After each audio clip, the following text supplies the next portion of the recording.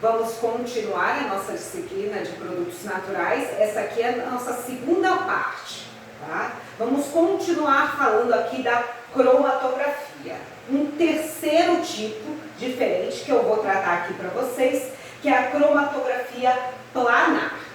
A cromatografia planar é aquela que ocorre em superfícies planas.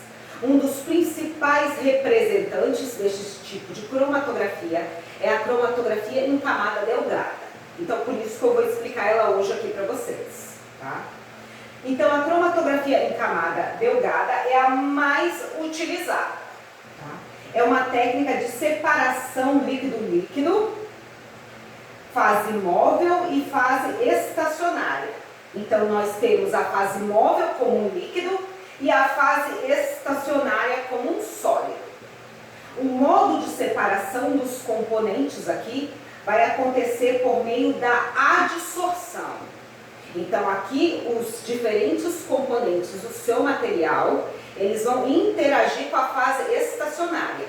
Aquele que tiver mais afinidade pela fase estacionária vai migrar menos, tá? Vai ser separado daqueles que têm menos afinidade. Esse aqui é um método muito simples e econômico, tá? Esse aqui é um esquema mostrando os compostos básicos dessa cromatografia em camada delgada. Uma cuba, tá, cromatográfica. Nós temos aqui a placa cromatográfica. Temos aqui a fase móvel, aonde está sendo colocada a nossa amostra. Temos a nossa placa cromatográfica, que vai ser a nossa fase estacionária, e tem a nossa fase móvel, que é aqui composta, tá, pelo solvente. Uma outra imagem mostrando a cromatografia de camada delgada, tá? Aqui a nossa placa, a amostra sendo colocada, ó, e após o processo de separação, nós vamos ver, ó, diferentes moléculas que estão presentes no seu material, eles vão ser separados.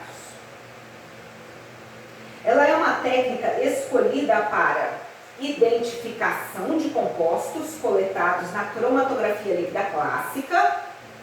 Ela pode também ser usada no resultado de um processo de separação, então ela ajuda nesse processo de separação. Utilizada para purificação de substâncias e, eventualmente, ela pode ser utilizada com fins preparativos. Esse daqui é o processo da cromatografia em camada delgada em um laboratório, onde a gente tem aqui, ó, a cuba cromatográfica, a placa cromatográfica, a amostra aplicada na placa, tá, e a fase móvel. A fase móvel percorreu, tá, e com o tempo houve a separação dos componentes, tá, nos três exemplos diferentes. Então vamos começar vendo esses componentes. Primeiro, a fase estacionária aqui, ela vai ser representada pela placa cromatográfica. A placa cromatográfica mais utilizada é uma que a gente já compra pronta, tá? Elas vão ser muito padronizadas quando há o tamanho de partículas da fase estacionária e a espessura da camada. Ela ainda pode conter indicadores fluorescentes, tá? Sobre a placa de vidro, celulose ou alumínio. Tá? Então, a fase estacionária aqui é a placa cromatográfica. Várias imagens da cromatografia em camada delgada. Aqui a cuba, a placa cromatográfica, a amostra e o solvente.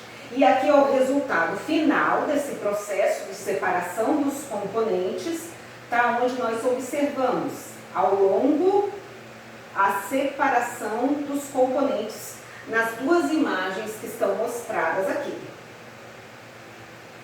Ela ocorre uma cuba fechada, saturada com uma fase móvel. Então, aquela cuba cromatográfica de vidro que eu mostrei para vocês, tá? Nesse esquema, ela corresponde essa cuba cromatográfica, e no interior dela está aqui, ó, a fase móvel.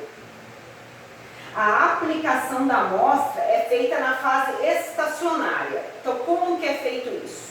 Aqui, nós vamos pegar a nossa amostra, nós vamos diluir um pouco, mas ela deve ficar um pouco mais concentrada. Pegamos ela com capilares, tá? E colocamos na placa cromatográfica com capilar, tá? Então, vai ser formado, ó, pontos que contém a nossa amostra.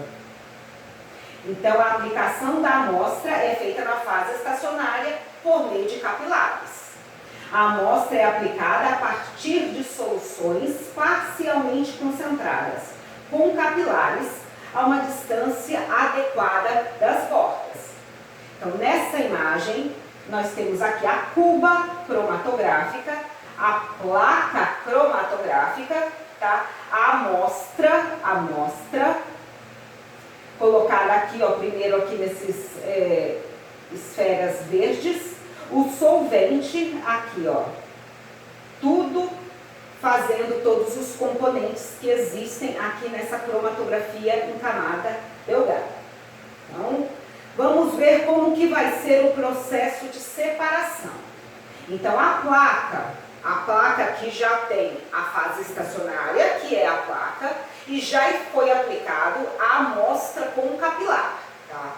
Então, aqui a placa cromatográfica é fase estacionária mais amostra. Ok. Ela é deixada na cuba, onde o solvente, a fase móvel, irá subir por capilaridade até 2 centímetros da extremidade superior. Tá? Ao acender, o solvente irá arrastar mais os compostos menos absorvidos na fase estacionária, separando-os do mais absorvidos. Esse esquema dá para ver bem esse processo. Então, temos a placa cromatográfica, a amostra e o solvente. Tá? O solvente, ele vai subir por capilaridade. Então, o solvente começa a subir, o solvente começa a subir. Os componentes da sua amostra que tiverem maior afinidade pela fase estacionária vão ficar grudados e vão migrar menos. Já aqueles que têm menos afinidade, eles vão ter menos a afinidade e vão migrar mais. Tá? Então, aqui o solvente subindo por capilaridade. Diferentes componentes da sua amostra. Aqueles que têm mais afinidade pela fase estacionária, eles vão ficar grudados aqui e vão migrar muito pouco. Aqueles que têm menos afinidade pela fase estacionária, eles vão migrar bastante, porque eles têm menos afinidade pela fase estacionária. Então, aqui nós conseguimos separar aqueles que têm mais afinidade com a fase estacionária daqueles que têm menos afinidade pela fase estacionária. Tá? Esse aqui é o processo de separação dos componentes ao longo do tempo pelo processo da cromatografia em camada delgada. Então, primeiro a nossa placa e a nossa amostra, que foi colocada por meio de um capilar. Colocamos tudo isso aqui na nossa cuba, preenchemos com solvente e deixamos lá em repouso. O tempo vai passando, o solvente sobe por capilaridade, os diferentes componentes da amostra eles vão ser separados. Aqueles que têm mais afinidade pela fase estacionária vão ficar grudados e migram menos. Já os outros têm menos afinidades e vão migrar mais.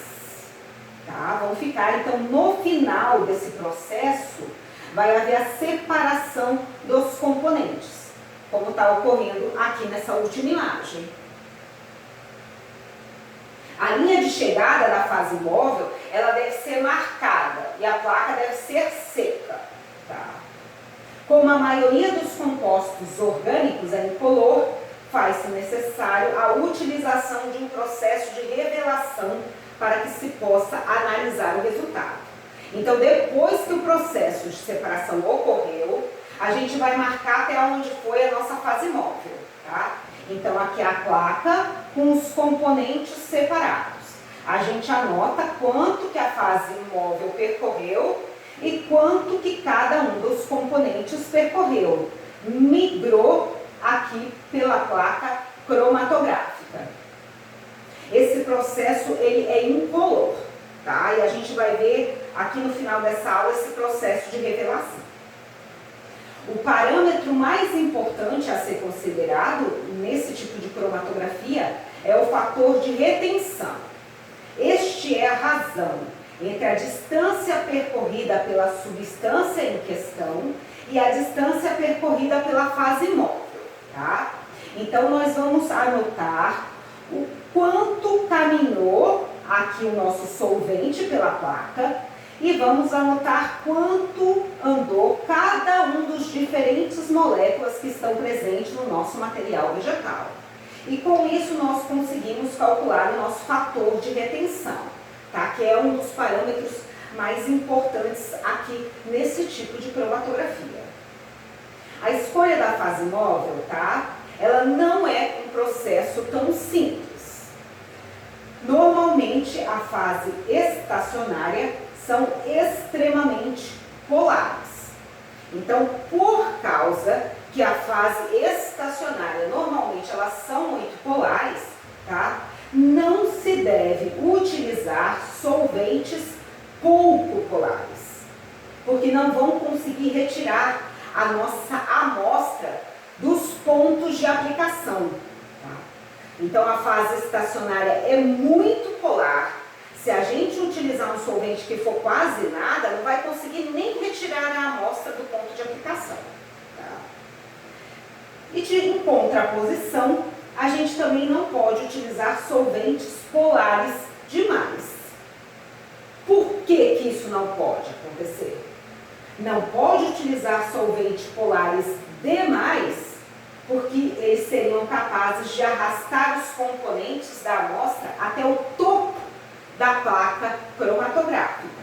Então, se for muito pouco polar, nem retira do ponto de aplicação, e se for um solvente polar demais, vai atravessar completamente a placa cromatográfica. Tá? Melhores resultados são obtidos com misturas de solventes, tá? Com uma polaridade média em relação à polaridade dos componentes da amostra. Então, aqui é muito utilizado mistura, tá, de solventes. Equisano com acetato, tá, de etila. E além de variar os componentes, você pode variar a quantidade, a proporção de cada um desses componentes. Exatamente para que eles sejam os mais apropriados possível. Tá? Nessa imagem, nós temos o processo da cromatografia em camada delgada, a nossa placa, a amostra depositada e o solvente. Com o tempo de separação, o solvente vai subindo, vai havendo a separação dos componentes da amostra e no final nós vamos ter, olha, cada um desses pontos representam as moléculas que foram separadas após o processo de cromatografia de camada delgada. A revelação. Então, vamos ver a revelação. Visualização pode ser por métodos físicos ou químicos. Os métodos físicos. Se a gente tem compostos que são UV-ativos, tá? Eles aparecem como manchas escuras em fundo fluorescente. Então, já facilita na hora da revelação, da visualização dos resultados. Se a gente também utilizar uma placa que é fluorescente, e essa placa fluorescente for iluminada com lâmpada de luz ultravioleta, nós também vamos conseguir visualizar os resultados. Tá?